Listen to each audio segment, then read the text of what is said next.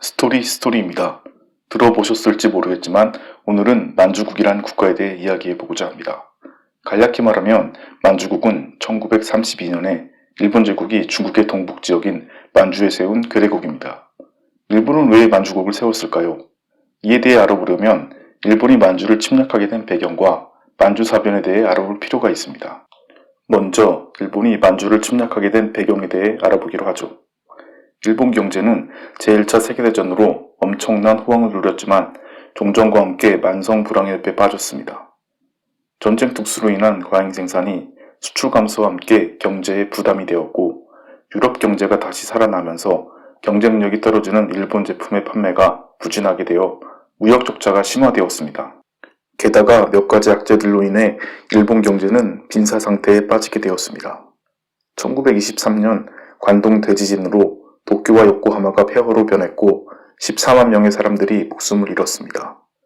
1929년 세계 경제 대공황이 닥치면서 공장의 노동자들이 해고되고 파업이 줄을 이으며 농부들은 농사 짓는 비용이 증가하는 등 산업 전반에 걸쳐 일본의 경제 상황은 더욱 악화되었습니다. 1926년 쇼와 천황이 즉위한 이후 일본의 재벌과 군부는 공황에서 탈출하기 위해 중국 진출을 도모하기 시작했습니다.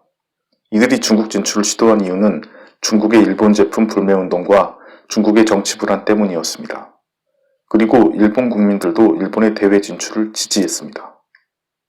경제적 불안과 사회주의의 확산에 대한 중산층들의 불안감이 경제와 정치를 안정시킬 강력한 권력의 출현과 안정적인 해외시장 확보 정책을 지지하게끔 만들었기 때문입니다. 일본이 만주를 침략하게 된 데는 몇 가지 이유가 있습니다.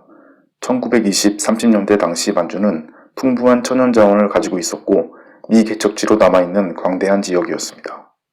일본은 이러한 만주로 진출하여 경제적 문제를 해결하려고 했습니다. 다른 이유로는 중국의 민족주의 세력이 중국에서 외국 기업을 몰아내려고 했기 때문이었습니다. 그로 인해 일본은 이미 만주에서 보유한 기득권을 잃을 수 있는 위험에 처해 있었습니다.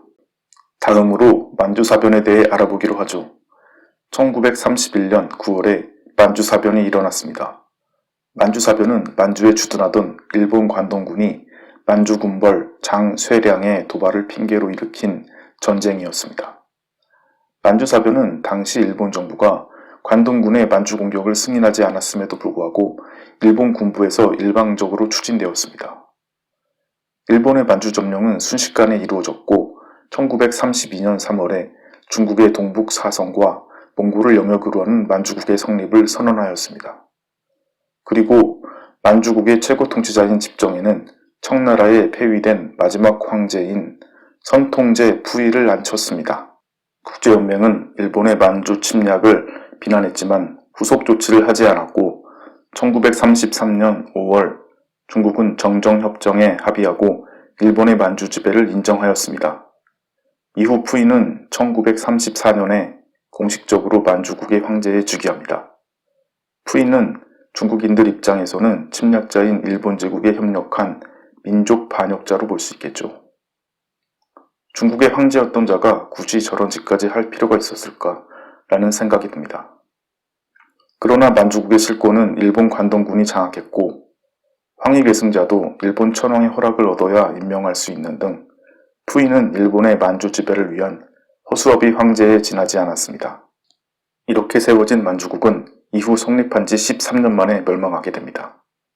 일본이 진주만을 공습해 미국과 전쟁을 치르기 시작하면서 만주국의 관동군 병력과 물자까지 차출해가자 만주국의 방비가 허술해지게 되었습니다. 1945년 8월 9일 소련의 대일선전포고와 함께 실시된 만주 침공으로 관동군은 일거에 괴멸하게 되었고 푸이가 체포되면서 만주국도 개전 7일 만에 멸망하게 됩니다.